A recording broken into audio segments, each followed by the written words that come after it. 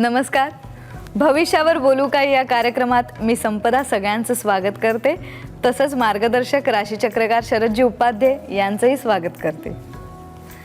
चंद्र हा दृष्टीला दिसतो कसा, पण तो प्रत्यक्ष आपल्या कुंडलीत काय काम करतो हे ऐकणं तितकंच मनोरंजक आणि प्रबोधनात्मक सुद्धा होतं. तसंच आज आपण चर्चा करणार आहोत तोही ग्रह तितकाच महत्त्वाचा, मंगळ.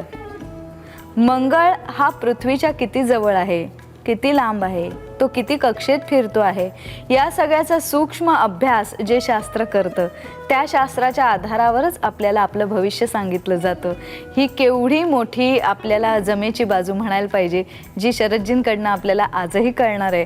पहिला प्रश्न मी शरदजींना असा विचारेन की मंगळ किंवा भौमदोष याविषयी सांगत असताना मंगळाचं मुख्य स्थान काय आहे, महत्त्व काय आहे?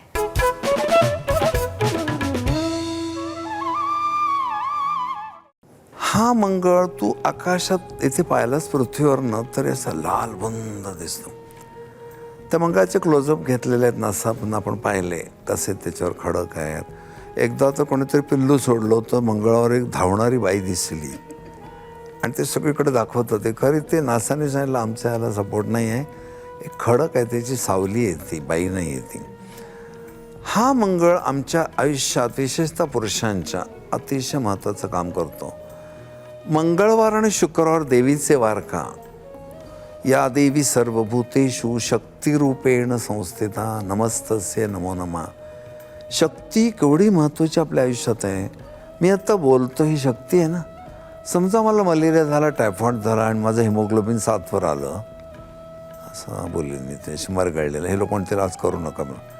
पण मी बोलतोय तुझ्याशी उत्साहाने, ही शक्ती मला मंगळ देतो. हा कप उचलून आपण दोघे आता चहा प्यायला लागलो तर ती शक्ती आहे. आणि आपल्याला बरं नसतं तर बायको मग बशीतनं आपल्याला पाचते, त्याला कळतं शक्ती म्हणजे काय. वाईट वाटेल काय बायकांना ऐकून, पण उदाहरण देतो. तू ड्रायव्हिंग करते, रस्त्यात गाडी बंद पडली तर तू बाहेर उतरल्यावर काही बायका असे हळदी कुंकवाला चालल्या देवळामध्ये तबक थांबण घेऊन, त्यांना बोलवशील का तू? थट्टी पोरं उभे आहेत 4-5, जरा प्लीज जरा धक्का द्या. त्याने धक्का दिल्यावर गाडी स्टार्ट होते. बायकांनी धक्का दिला तर त्याच पहिल्या खाली पडते, गाडी त्यांनाही चालवणार. मग तुम्हाला मर्यादा कळतात ना आपल्या शक्तीच्या. पुरुषासारखी नाही आमच्या ठिकाणी झटिंगाटपणा येऊ शकत. मग हा फरक करा, मंगळ आहे. आणि खरोखरच प्रत्येक नवऱ्याचं पहिलं कर्तव्य आहे स्त्रीला संरक्षण देणे. आता काय तुला वाईट वाटेल, पण काही वेळेला नवऱ्यांना असं वागायला लागतं की माझ्या बायकोला कोणीतरी अशिष्ट वर्तन केलं तिच्याबरोबर. हे ऐकल्यावर जो पिसाळत नाही नवरा, त्या नवऱ्याबद्दल पण स्त्रीला चीड येते. मी तुम्हाला जेव्हा सांगते ह्याने अशिष्ट वर्तन केलं माझ्याशी, तुम्ही थंड कसे राहू शकता?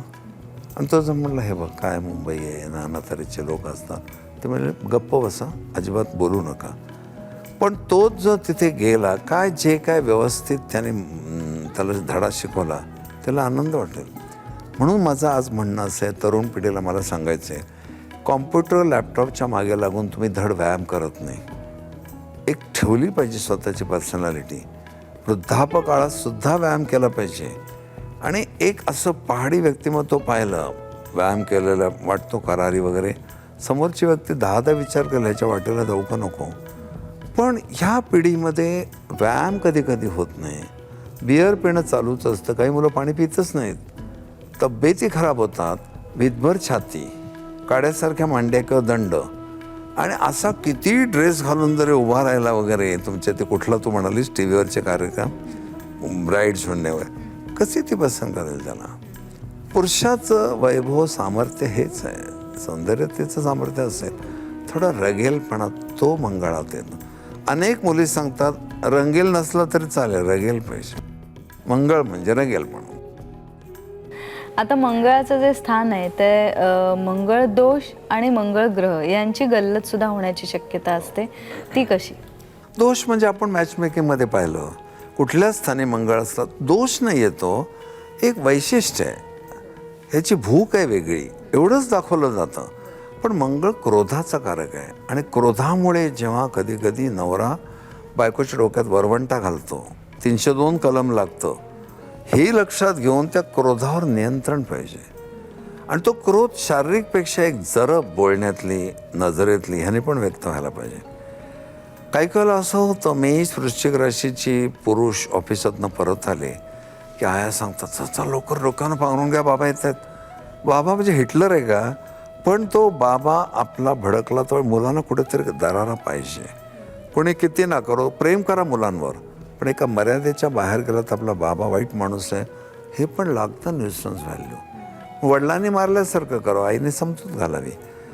घरातला करता पुरुष हा जर खंबीर नसेल, हातपाय घालणारा असेल, घरादाराची वाट लागते. ते मंगळाचं व्यक्तिमत्व पुरुषार्थ दाखवतं.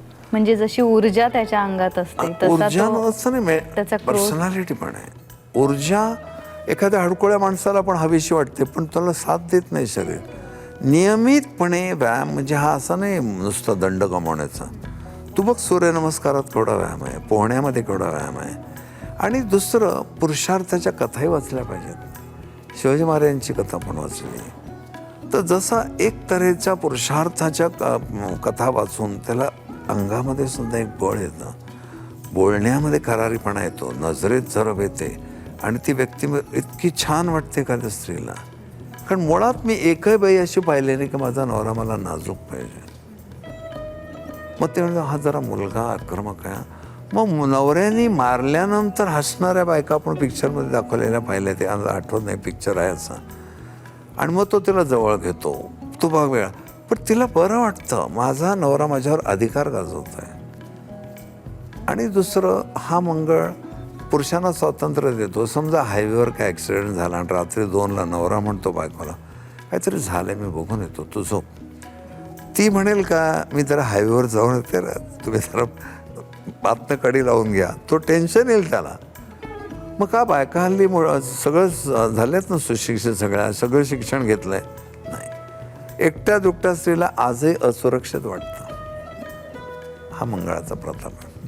पण मंगळ हा पुरुषाच्या पत्रिकेत असेल तर त्याचं कार्य काय आणि स्त्रीच्या पत्रिकेत असेल तर कार्य काय, सहज उद्भवणारा प्रश्न आहे. त्याच्या आधी मला तुला विचारायचं, मनात असमाधान ठेवून पुढे नाही जायचं. तू आधुनिक काळातली स्त्री, आजच्या काळातली, तर तुला काही गोष्टी नाही पटल्या, त्या कुठल्या? नाही हो, पटल्या सगळ्या. पण सांग ना मला, कशाला असं ऍडजस्ट कर, मी तुला पटवून देतो. पण आजही आधुनिक प्रश्नांना आता वेगळ्या पद्धतीने महिला उत्तर नाही, मी देते ते आहे. उत्तर दिलं, गाडी पण अर्थात पटलं, ते तुला तिचं- पटलं नाही का? नाही नाही नाही, तिची नाजूकता, तिचं लास्य हे तर कायमच राहणार. नाही, पण कितीही स्त्री त्याबद्दल मी आधुनिक- बोललोच नाही. सुनीता विल्यम माझ्या समोर आहे, पण ती सुनीता विल्यम मंगळाचंच कर्तृत्व गाजवणारी बाई, स्त्री आहे. वडिलांच्या हस्ताक्षरातलं पत्र, गणपतीची मूर्ती आणि भगवद्गीतेची कॉपी घेऊन वर गेली होती. हे स्त्रीचं अंतःकरण पण लक्षात घ्या. तर माझं म्हणणं, काही ठिकाणी पुरुषांचीच गरज असते, जे श्रमाचं काम करायचं वगैरे. त्याच्यावर पण एका बाईने मजा केली वृषभ राशीच्या. दुपारी गोड बाई अशी दुपारी, आणि त्या गड्याला म्हणली, जरा 2:30-3ला माझ्या खोलीत ये, माझं एक काम आहे, ते तुझ्यासारखा मर्दच करू शकेल. अरे तो काय मस्तपैकी याचं भांग बिंग फाडून गेला. तर ती म्हणाली, हा पियानो जरा इथे ढकल. पियानो ढकलायला पुरुष लागला तिला. असं एक शक्तीचं स्वरूप आहे ते. पण बायकांचा मंगळ जेव्हा बलवान होतो, तर पुरुषी बायका आणि बायकी पुरुष असे जे शब्द तुला ऐकू येतात. ज्या पुरुषाचा चंद्र, शुक्र, नेपच्यून बलवान आहे, किती हळूवार आणि नाजूक वगैरे असतं. तर आपले अरुण काका नायगावकर छान बोलतात, माहिती ना तुला कविता. आता हे काय आर्टिफिशियल बोलतात का खरं बोलतात सोडून दे, पण ते बोलणं बघ त्यांचं. आणि सांगतो तुम्हाला हो, बायका पण एवढ्या दुष्ट असतात, कापतात हो बटाटे असे. हे बोलणं आम्हाला हसवतं, पण प्रत्यक्षात एखादा पुरुष तसा असेल, प्रपोजल मग तुला नको बाबा. तसं या ठिकाणी बायकांचा मंगळ बलवान आला. सुनीता विल्यमला पूर्ण माहिती होतं, काही दिवसापूर्वी कल्पना चावलाच्या अंतराळात राख झाली आहे. तर बहादूर मुली नाव दिलं. आणि ज्या वेळेला ती अंतराळात गेली, पृथ्वीच्या कक्षेच्या बाहेर गेली, तर हादरा बसला. तर सुनीता गोड हसत होती. सगळे ॲस्ट्रॉनॉट हसले. काय ताकद असणं, बायकांच्या सुद्धा इतकी ताकद असणं हे मंगळाचं फळ आहे. पुरुषांना त्याची गरज आहेच. मिलिटरीमध्ये जाणं, अमुक पोलीस ऑफिसर, क्रिकेटरला मंगळच बलवान पाहिजे. क्रिकेटरनी चेंडू असा टोलवला पाहिजे की राजाबाईटोवरचं घड्याळ फुटलं पाहिजे. पण तो जर टप्पी खेळत बसला तर मग ओळखायचं त्याचा मंगळ बलवान नाही. पोलीस ऑफिसरचा मंगळ बलवान पाहिजे, मिलिटरी ऑफिसरचा बलवान पाहिजे. शाळा मास्तरचा बलवान असेल तर पोरं येत नाही शाळेत. हे लॉजिकली दोन्ही बघायचं असतं. मंगळ नावाची एक ऊर्जा आहे, शक्ती आहे, सगळ्यांनाच त्याची आवश्यकता आहे.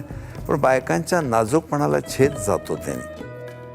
म्हणून असं म्हटलं वात्स्यायनाने की शृंगारामध्ये स्त्रियांचा पुढाकार रसहानी करतो. स्त्रियांचा संकोच, लज्जा ही रसवृद्धी करते. इतकं बारकावे त्याने दिलेले आहेत. तर अशा पुरुष बायका खूप असतात.